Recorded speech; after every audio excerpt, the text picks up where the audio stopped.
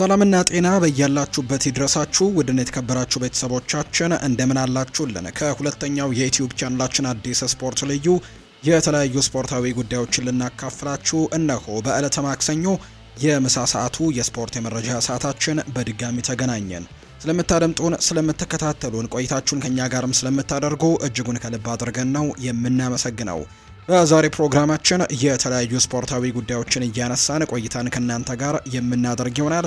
እስከ ፕሮግራማችን ፍጻሜ ድረስ አብራችሁኝ እንድትቆዩ በአክብሮት ጋብዛለሁ። ቪዲዮአችንን ላይክ፣ ቻናላችንንም ሰብስክራይብ እያደረጋችሁ ቆይታችሁን ከኛ ጋር እንድታደርጉ ነው የአክብሮት ግብዣዬን ወደ እናንተም የማደርሰው። ወደ ቤተሰቦቻችን በዛሬ ፕሮግራማችን በተለይ ትናንትና የጥር ተጫዋቾች የዝውውር መስኮት መጠናቀቂያው እንደነበር የምናውቀው ጉዳይ ነውና ከሱ ጋር አያይዘን ሰፋ ያሉ ጉዳዮችን ወደ እናንተ እያደረስን ቆይታን እናደርጋለን። እንዲሁም በክረምቱ ደግሞ የታቀዱ የዝውውር ጉዳዮች ይኖራሉ። እነሱንም ጉዳዮች ሰፋ አድርገን ወደ እናንተ እያደረስን ቆይታን እናደርጋለን። እስከ ፕሮግራማችን ፍጻሜ ድረስ አብራችሁኝ ቆዩ። የተለያዩ ርዕሰ ጉዳዮችን እናነሳለን። አብራችሁኝ ሁኑ።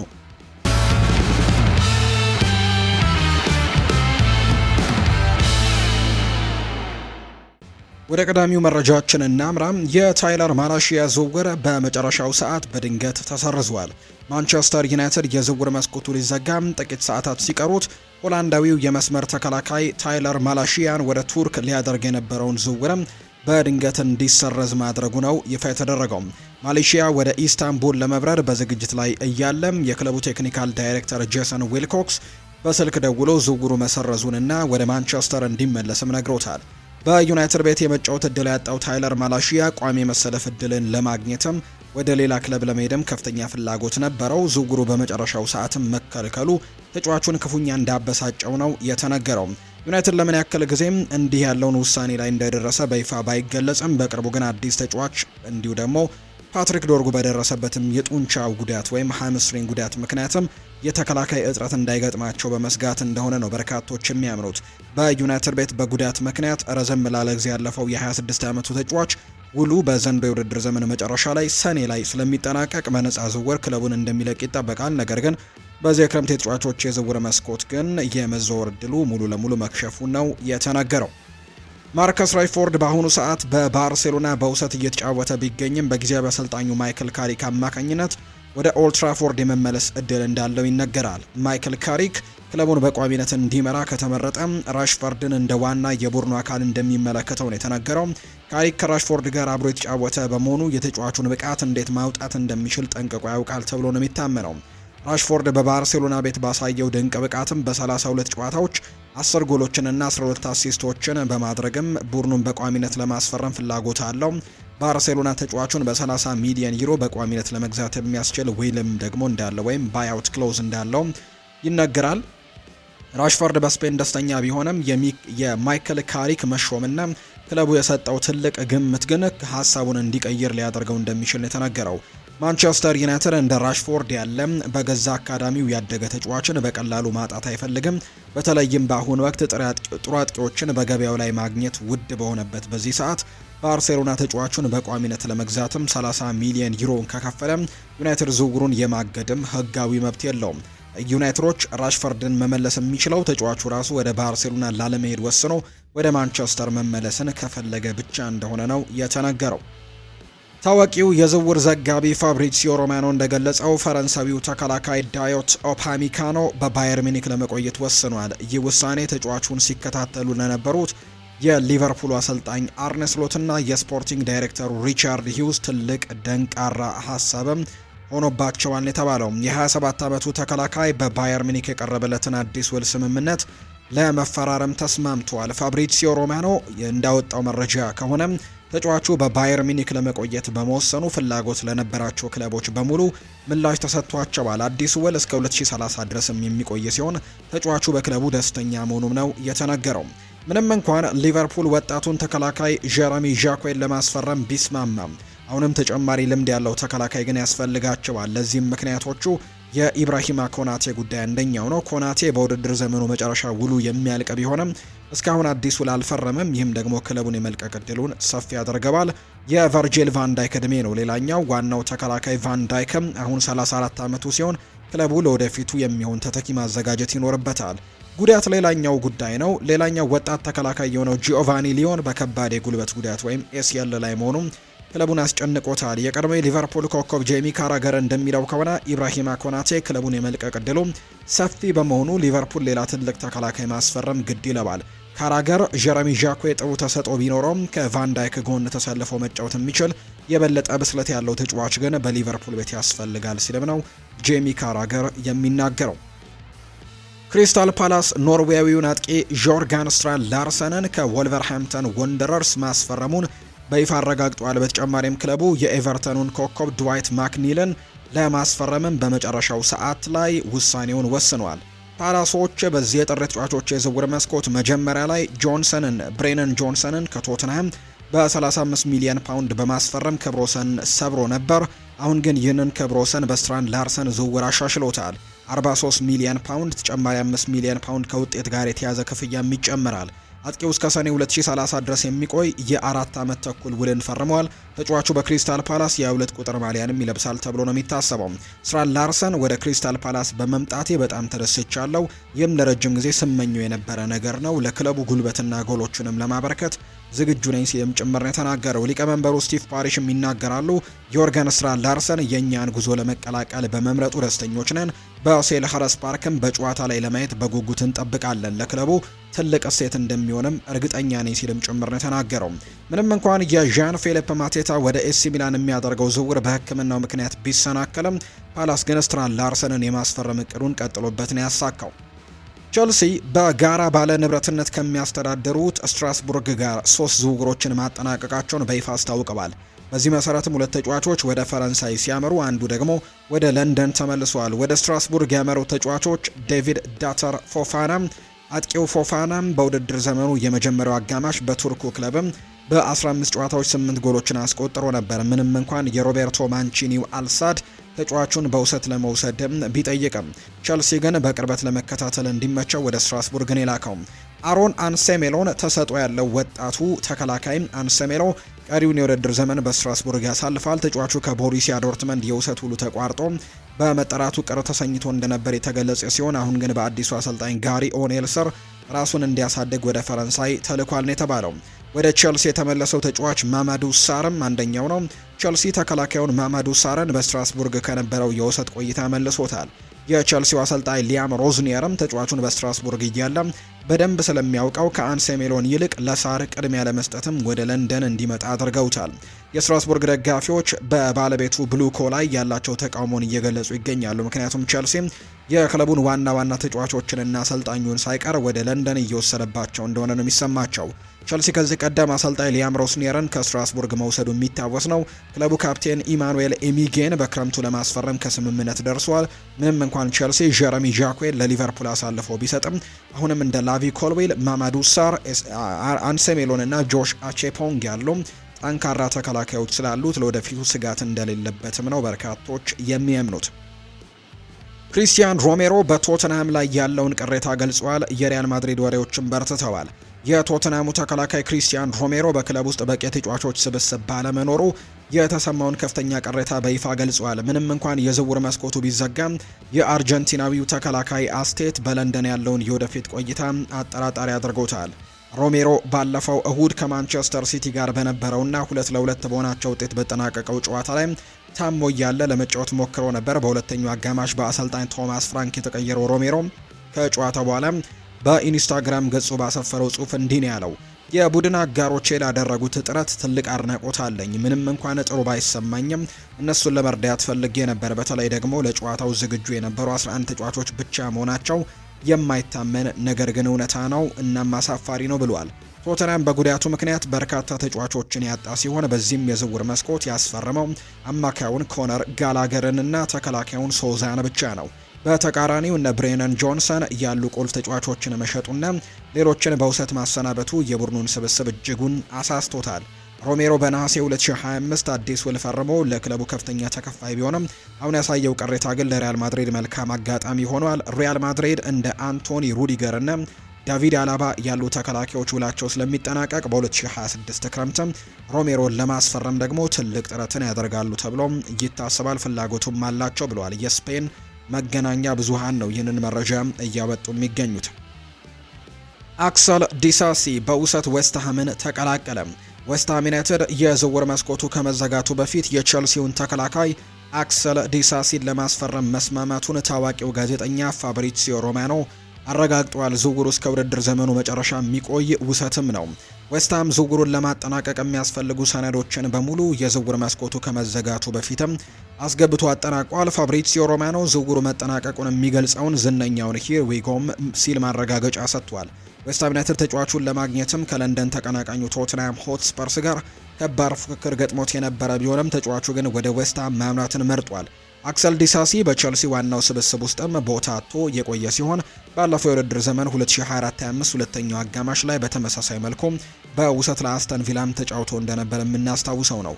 የ27 ዓመቱ ተከላካይ ከቼልሲ ጋር እስከ 2029 የሚያቆይ ውል ቢኖረውም ቼልሲ ከዌስትሃም ቆይታው በኋላ በቋሚነት ሊሸጠው እንደሚችል ይጠበቃል። አሁን ግን ዋናው ትኩረቱ በአሰልጣኝ ኑኖ ኤስፕሬንቶ ሳንቶ የሚመራው ዌስትሃም ከወራጅ ቀጠና እንዲወጣ መርዳትም ይሆናል። በዌስትሃም ጥሩ ብቃቱን ካሳየው ዝውውሩ ወደ ቋሚነትም ሊቀየር ይችላል ተብሎ ነው የሚጠበቀው። ሚኬል አርቴታ ለፖል ስኮልስ ትችት አጭር ምላሽ ሰጥቷል። የአርሰናሉ አሰልጣኝ ሚኬል አርቴታ ፖል ስኮልስ የአርሰናል አጨዋወት አሰልቺ ነው በማለት ለሰነዘረው ትችት እጅግ አጭርና በራስ መተማመን የተሞላበት ምላሽ ነው የሰጠው። ፖል ስኮልስ በቅርቡ በሰጠው አስተያየትም አርሰናል በዚህ የውድድር ዘመን የሚያሳየው እግር ኳስ የሚስብ እንዳልሆነና ክለቡ ሊጉን ቢያሸንፍ እንኳን በታሪክ ዝቅተኛ ብቃት ካላቸው አሸናፊዎች አንደኛው ሊሆን ይችላል የሚል ስጋቱን ገልጾ ነበር። ስኮልስ በተለይም አርሰናል በቆሙ ኳሶች ወይም በሴት ፒሶች ላይ ከመጠን ባለፈ መደገፉንና ድክመቱንም ጠቅሶለታል። በነበረው ጋዜጣዊ መግለጫ ላይም ስለ ስኮልስ አስተያየት የተጠየቀው አርቴታም በትከሻው በመነቅነቅም እሺ የሚል ቃልን ብቻ ነበር በመናገር ለትችቱ ግድ እንደሌለው አስተያየቱን የሰጠው። አሰልጣኙ አክሎም የሚከተሉትን ነጥቦች አንስቷል። በመላው አውሮፓ ካሉ የእግር ኳስ ሰዎች የምሰማው አርሰናል በአውሮፓ ውስጥ እጅግ አስደሳች ቡድን እንደሆነ ነው ብሏል። አርሰናል ብዙ ጎሎችን በማስቆጠርና እንዲሁ ደግሞ ክሊንሺቶችን በማስመዝገብ ረገድ እጅግ ስኬታማ መሆኑንም ጠቁመዋል። ምንም እንኳን ስኮልስ አሰልቺ ናቸው ቢልም የአርቴታው አርሰናል ውጤቱ ግን እንዲህ ይላል ነው ሲል የተናገረው። የፕሪሚየር ሊጉ መሪ ናቸው በ53 ነጥቦች። ማንቸስተር ሲቲን በ6 ነጥብ በመብለጥ ነው አንደኛ ደረጃ ላይ የተቀመጡት። ቻምፒየንስ ሊግን እየመሩ ነው። በምድብ ጨዋታዎች 8ቱንም ጨዋታዎች በማሸነፍ ብቸኛው ክለብ ናቸው። ዘንድሮም ካራባው ካፕ ዛሬ ምሽት በሜዳው ኤምሬትስ ስቴዲየም ከቼልሲ ጋር የግማሽ ፍጻሜ መልስ ጨዋታውን ያደርጋል። በመጀመሪያው ጨዋታ አርሰናል 3-2 ማሸነፉን የምናስታውሰው ነው። የአርሰናል ደጋፊዎች ያጫወቱ ውበት ሳይሆን ቡድናቸው ከ22 ዓመታት በኋላ ለመጀመሪያ ጊዜ የፕሪሚየር ሊግ ዋንጫን እንዲያነሳላቸው ነው የሚመኙት። አርቴታም ትኩረቱ በሜዳ ላይ ውጤት ብቻ በማድረግም ውጫዊ ትችቶችን ወደ ጎንም እንደገፋቸው ጭምር ነው እየተገለጸ የሚገኘው። ታዋቂው የዝውውር ጋዜጠኛ ፋብሪሲዮ ሮማኖ እንደገለጸው አርሰናል የስታኮ ሲቲውን ድንቅ ወጣት ጄደን ዲክሰንን ለማስፈረም ከስምምነት ደርሷል። ምንም እንኳን የዝውውር መስኮቱ ለአርሰናል ብዙም እንቅስቃሴ ያልታየበት ቢመስልም የዲክሰን ዝውውር ግን እንደ ትልቅ ስኬት ይቆጠራል። አርሰናል ለተጫዋቹ 3.2 ሚሊዮን ፓውንድ ተጨማሪ ክፍያዎችን ሳይጨምር ይከፍላል። የ19 ዓመት በታች የእንግሊዝ ብሔራዊ ቡድን ተከላካዩ አርሰናል ጋር ለ4 ዓመታት የሚቆይ ውልም ተስማምቷል። አርሰናል ይህንን ተሰጥኦ ለማግኘትም በርካታ ክለቦችን በመርታት ዝውውሩን ማጠናቀቁን የተነገረው ክለቡ ተጫዋቹን ለወደፊቱ ትልቅ ዋጋ ያለው ግዙፍ ፈራሚ አድርጎም ይመለከተዋል። የሚገርመው ነገር አርሰናል ከስቶክ ሲቲ ዲክሰንን የሚባል ተከላካይ ሲያስፈርም የመጀመሪያው አይደለም። እንደ አውሮፓውያኑ አቆጣጠር በ1988 ላይም ሊ ዲክሰን የተባለ ተጫዋች ከስቶክ ሲቲ አርሰናልን ተቀላቅሎ ነበር። ሊ ዲክሰን በበኩሉ እስከ 2002 ድረስም በመቆየት 4 የሊግ ዋንጫዎችንና በርካታ ክብሮችን በማሸነፍም የአርሰናል የምንጊዜም ታላቅ ተከላካይ መሆን ችሏል።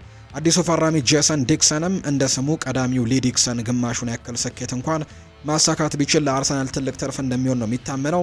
አርሰናል ይህንን ወጣት ተከላካይ ለማስፈረም ላለፈው 1 ዓመትም ክትትል ሲያደርግ የቆየ ሲሆን አሁን የዝውውር መስኮቱ ከመዘጋቱ በፊት በይፋም የራሱ አድርጎታል ተብሎ ነው የሚጠበቀው። ቶተንሃም የአርሰናል ኢላማን ነጥቋል። ጄምስ ዊልሰን ወደ ስፐርስም አምርቷል። ታዋቂው የዝውውር ጋዜጠኛ ፋብሪሲዮ ሮማኖ ዝውውሩ መጠናቀቁን ይፋ አድርጓል። የ18 ዓመቱ ስኮትላንዳዊ አጥቂ ጄምስ ዊልሰን ቶትናምን መቀላቀሉን ያረጋግጠው። አርሰናል ለተጫዋቹ የሙከራ ጊዜ ትሪያል አቅርቦ የነበረ ቢሆንም ቶትናም ግን የተሻለ ጥያቄ በማቅረብ ተጫዋቹን ማሳመን ችሏል። ቶትናም በክለቡ ጋር የደረሰው ስምምነትም ተጫዋቹን በውሰት መውሰድ ሲሆን በውሉ ላይ ደግሞ በቀጣይ በቋሚነት የመግዛት አማራጭም ባይ ኦፕሽን ክሎዝም ተካቷል። ጄምስ ዊልሰን ቶትናም የመረጠበት ዋናው ምክንያት ክለቡ ካቀረበለት የደህንነትና የእድገት እቅድ የተነሳ ነው። አርሰናል ለሙከራ ብቻ ሲጠራው ስፐርስ ግን በቀጥታ ወደ ቡድኑ በማካተትም የውሰት ውል ማቅረቡን ለወደፊት ህልሙም የተሻለ ሆኖ አግኝቶታል። ምንም እንኳን ዊልሰን በአሁኑ ሰዓት ትልቅ ስም ባይኖረውም አርሰናልና ቶተንሃም እሱን ለማግኘት መፎካከራቸው ተጫዋቹ ለወደፊቱም ትልቅ ተስፋ ያለው መሆኑን ያሳያል። የቶተንሃም ደጋፊዎችም ወጣቱ አጥቂም ለክለቡ የወደፊት ጉዞ ብልህ ፈራሚ እንደሚሆንም ተስፋ አድርጓል ነው የተባለው። አርሰናል በዝውውር መስኮቱ መዝጊያ ቀን የባየር ሚኒኩን አማካይ ሊዮን ጎሬትስካን ለማስፈረም ጥያቄ አቅርቦ እንደነበር ፎክስ ስፖርት ዘግቧል። አርሰናሎች በጉዳት ላይ ለሚገኘው ሚኬል ሜሪኖ ተተኪ የሚሆን ልምድ ያለው ተጫዋች ሲፈልጉ ነበር። የ30 ዓመቱ ሊዮን ጎሬትስካ በባየር ሚኒክ ያለው ውልም በክረምቱ የሚጠናቀቅ በመሆኑ አርሰናል ተጫዋቹን በዝቅተኛ ዋጋ ለማግኘትም አስቦ ነበር። የጀርመን ብሔራዊ ቡድን ተጫዋች የሆነው ሊዮን ጎሬትስካ ግን ውሉ እስከሚያልቅ ድረስም በሚዩኒክ ለመቆየትም ወስኗል። ይህም በኮንትራት ወራት በክረምት ወራትም ነፃ ተጫዋች ሊሆን የቀረቡትን አማራጮችም የተረጋጋ ሁኔታን መርጦ ወደሚፈልገው ክለብም ለማምራት እንዲመቸው ያደርገዋል። ጎሬትስካ ወደ አርሰናል ቢመጣም በባየር ሚኒክ ካለው የተሻለ የመጫወቻ ጊዜም እንደማያገኝ ስጋት እንዳለው ነው የተነገረው። በሌላ በኩል አርሰናል የኒውካስል ዩናይትዱን አማካይ ሳንድሮ ቶናሊን ለማስፈረም እያሰበ ነው የሚሉ አስገራሚ ወሬዎችም ተሰምተው ነበር። ታዋቂው ጋዜጠኛ ዴቪድ ኦርነስቲን እንዳረጋገጠው አርሰናል ለተጫዋቹ ፍላጎት ቢኖረውም ኒውካስል ግን በዚህ ጥር ወር ተጫዋቹን የመሸጥ ምንም አይነት ፍላጎት የለውም። ቶናሊ በክረምቱ የዝውውር መስኮት በድጋሚ የአርሰናል የቼልሲና የማንቸስተር ሲቲ ኢላማ ሊሆን እንደሚችል ነው የተነገረው። ቶተናም በጥር የዝውውር መስኮት የመጨረሻ ቀናት በአሁኑ ወቅት በሳዑዲ አረቢያው አልናስር የሚጫወተውን አንጄሎ ጋብሪኤልን ሁኔታን ለመረዳት ድብቅ ጥያቄዎችን አቅርቦ እንደነበር ቶክ ስፖርት ዘግቧል። የ21 ዓመቱ ብራዚላዊ የክንፍ መስመር ተጫዋች በ2024 ከቼልሲ ወደ አልናስር ካመራ በኋላ ድንቅ ብቃቱን እያሳየ ይገኛል። በአሁኑ ወቅት ከታላቁ ኮከብ ክሪስቲያኖ ሮናልዶ ጋርም አብሮ በመጫወት ላይ የሚገኝ ሲሆን ለአልናሰር ባደረጋቸው 65 ጨዋታዎችም 6 ጎሎችን አስቆጥሮ 16 ለጎል የሚሆኑ ኳሶችንም ማመቻቸቱ አቀብሏል። የአሰልጣኝ ቶማስ ፍራንክ ቡድንም ቶተናም በዝውውር መስኮቱ መዝጊያ ላይ የክንፍ መስመሩን ለማጠናከር አማራጮችን ሲፈልግ ነበር። በዚህም የአንጄሎ ጋብሪኤልን ዝውውር ዋጋ እናም ያለውን ሁኔታ ለማወቅም ጥያቄ ቢያቀርቡም ድርድሩ ወደ መደበኛ የዝውውር ጥያቄም ሳይቀየር ቀርቷል። ቼልሲ አንጄሎን በ2023 ከሳንቶስ ያስፈረመው ቢሆንም አንድም ጨዋታ ለዋናው ቡድን ሳይጫወት በውሰት ወደ ስትራስቡርግ ልኮት ነበር። በመጨረሻም በ2024 በ19.1 ሚሊዮን ፓውንድ የሳዑዲው ክለብ መሸጡ የሚታወስ ነው። አንጄሎ በሪያድ እያሳየ ያለው ብቃት በበርካታ የአውሮፓ ክለቦች አይን ውስጥ እንዲገባ አድርጎታል። ምንም እንኳን በዚህ የዝውውር መስኮት ወደ ቶተናም ባያመራም በቀጣይ የዝውውር ወቅቶችም ስሙ መነሳቱ እንደማይቀር ነው የሚጠበቀው። ታይሪክ ጆርጅ ኤቨርተንን ተቀላቅሏል። የድዋይት ማክኒል ዝውውር ግን ከሸፈ። ኤቨርተን ተስፈኛውን የክንፍ ተጫዋች ታይሪክ ጆርጅን ከቼልሲ ማስፈረሙን ሲያረጋግጥ፣ በሌላ በኩል ድዋይት ማክኒል ወደ ክሪስታል ፓላስ ሊያደርግ የነበረው ዝውውር ግን ሳይሳካ ቀርቷል። የ21 ዓመት በታች የእንግሊዝ ብሔራዊ ቡድን ተጫዋች የሆነው ታይሪክ ጆርጅ በቼልሲ ያለውን ከፍተኛ የቦታ ሽኩቻ በመሸሽ ወደ ኤቨርተን በውሰት አምርቷል። ዝውውሩ በቀጣይ ተጫዋቹ በቋሚነት የመግዛት አማራጭንም ያካተተ ሲሆን ኤቨርተን የ19 ቁጥር መለያንም ያለብሰዋል ተብለዋል። ጆርጅ በሰጠው ቃለ መጠይቅም በዚህ ትልቅ ክለብ በመገኘቴም በጣም ደስተኛ ነኝ። በኤቨርተን ደጋፊዎችም ታታሪ ተጫዋች እንደሚወዱ አውቃለሁ። እኔም ያንን አሳያለሁ። አሰልጣኝ ዳቪድ ሞይስ እንደ ዌይን ሩኒ ያለ ታላቅ ተጫዋቾችን ያሰለጠነ በመሆኑ ከሱ ለመማር ጓጉቻለሁ ብለዋል። ታይሪክ ጆርጅ በጉዳት ላይ የሚገኘውን ጃክ ግሪሊሽን ተክቶ የአጥቂ መስመሩን ለማጠናከር ይጠቀማል ተብሎ ታስቧል። ቀደም ብሎ ኤቨርተን ለድዋይት ማክኒል ከክሪስታል ፓላስ የቀረበለትን የ20 ሚሊዮን ፓውንድ ሂሳብ ተቀብሎ የነበረ ቢሆንም ዝውውሩ በመጨረሻው ሰዓት መክሸፉን የተረጋገጠው። እንደ ቢቢሲ ስፖርት ዘገባ ከሆነ ዝውውሩ ሊቋረጥ የቻለው አስፈላጊ የሆኑ የዝውውር ሰነዶችን በሰዓቱ ተሟልቶ ባለመጠናቀቃቸው ነው። ምንም እንኳን ቀደም ብሎ የዝውውር ሰነድ ወይም ዲል ሺት የሚባለው ገብቷል ተብሎ ቢታሰብም ሂደቱ ግን ሳይሳካ ቀርቷል። በዚህ ምክንያትም ማክኒል በኤቨርተን ለመቆየት መገደዱን የሚያሳዩ ዘገባዎች ናቸው እየወጡ የሚገኙት። ሊድስ ዩናይትድ በክለቡ ታሪክ ከፍተኛ ትኩረት ሊስብ የሚችል ዝውውር ለማከናወን እያሰበ መሆኑ ተነግሯል። ክለቡ የሪያል ማድሪድ ንብረት የሆነውና በአሁኑ ወቅትም በውሰት በሊዮን የሚገኘውን ብራዚላዊ አጥቂ ኤንድሪክ ፊሊፔን በቅርብ እየተከታተለው ነው። ሊድስ ዩናይትድ የወልቭሱን አጥቂ የርገን ስትራን ላርሰንን ለማስፈረም ጥረት አድርጎ የነበረ ቢሆንም ክሪስታል ፓላስ ተጫዋቹን ቀድሞ በመውሰዱ ምክንያት ሊድስ አሁን ላይ ትኩረቱን ወደ ክረምቱ የዝውውር መስኮት አዙሮታል። በሪያል ማድሪድ ቤት ኮከቦች በመብዛታቸው የመጫወት ዕድል ያጣው ኤንድሪክ ባለፈው ወር ማለትም ጥር 2026 ለፈረንሳዩ ሊዮንም በውሰት ተሰጥቷል። ሊድስ እና ሰንደርላንድ የተጫዋቹን በፈረንሳይ የሚኖረውን እንቅስቃሴ በጥንቃቄ እየተከታተሉ ነው። የሊድስ ባለቤትም የሆኑት 49 ግሩፕ የተባለው ክለቡን ወደ ላቀ ደረጃ ለማድረስም ትልቅ ስም ያላቸውን ለወደፊት በከፍተኛ ዋጋ ሊሸጡ የሚችሉ ተጫዋቾችን የማስፈረም ፍላጎት አላቸው። ኤንድሪክ ለዚህ እቅድም ተመራጭ ተጫዋች ነው። ሪያል ማድሪድ ለታዳጊው ትልቅ ግምት ቢሰጠውም ተመጣጣኝ የገንዘብ ጥያቄ ካቀረበ ተጫዋቹን በቋሚነት ለመሸጥም ዝግጁ ሊሆን እንደሚችል ተነግሯል። ሊድስ ዩናይትድ እንደ ኤንድሪክ ያለ የአውሮፓ ታላላቅ ክለቦች የሚፈልጉትን ተጫዋችም ወደ ኤላንድ ሮድ ለማምጣትም መሞከሩ የክለቡን ከፍተኛ ፍላጎት እድገትም የሚያሳይ ነው። ሆኖም ተጫዋቹ ከሌሎች የአውሮፓ ግዙፍ ክለቦች ጋር ተወዳድሮ ማግኘትም ከባድ ፈተና ሊሆንባቸው እንደሚችል ነው የተነገረው። በተለይም ተጫዋቹ አሁን በሊዮን ቤት እያሳየ በሚገኘው በጣም ጥሩ በሚባለው አቋሙ ምክንያትም በርከት ያሉ ክለቦች እንደሚፈልጉት ነው በርከት ያሉ ዘገባዎች እየተጠቆመ የሚገኘውና ይህንን ተጫዋች ለማስፈረም ትልቅ እንቅፋት ሊሆንባቸው ይችላል። ነገር ግን ይህ ቡድን ሊድስ ዩናይትድ ግን ኤንድሪክ ፊሊፔን የሪያል ማድሪዱን ተጫዋች ለማስፈረም ግን ፍላጎት እንዳላቸው ነው በስፋት የሚነገረው። ውድና የተከበራችሁ ቤተሰቦቻችን ከሁለተኛው የዩቲዩብ ቻናላችን አዲስ ስፖርት ልዩ ለዛሬ ያዝንላችሁ አዳዲስ ስፖርታዊ ጉዳዮቻችን እነዚህን ነበር የሚመስሉት። ስላደመጣችሁን፣ ስለተከታተላችሁን፣ ቆይታችሁን ከኛ ጋርም ስላደረጋችሁ እጅግ ከልብ አድርገን እናመሰግናለን። ፉአድ ባህሩ የዛሬውን ፕሮግራም እየመራው ከእናንተ ጋር ቆይታን አድርጌያለሁ። በቀጣይ ፕሮግራሞቻችን ሌሎች ስፖርታዊ ጉዳዮችን፣ ሌሎች አዳዲስ መረጃዎችን አካተን በድጋሚ ተመልሰን የምንገናኝ ይሆናል። ስላደመጣችሁኝ ከልብ አድርጌ አመሰግናለሁ። በቀጣይ ፕሮግራሞቻችን በድጋሚ ተመልሰን እንገናኛለን። መልካም ጊዜ እንዲሆንላችሁ ነው በአክብሮት የምመኘው።